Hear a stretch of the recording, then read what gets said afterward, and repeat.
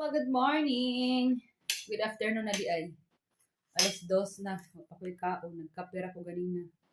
Mga unta, mga higala. Na ako'y pansit leftover. Na ako'y ampalaya leftover. Tapos rice. Tapos may paksiw ako na bangus. Thank you, Lord, sa food. Gutom na ako. Naglinis kasi ako bago ako kumain. Nasunog akong paksiw. Nga unta. Ang kulintan na ako.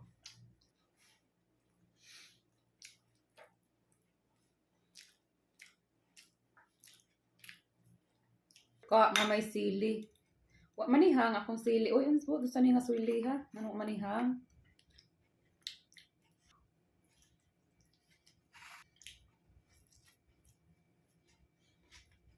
Ito, nagpaksiw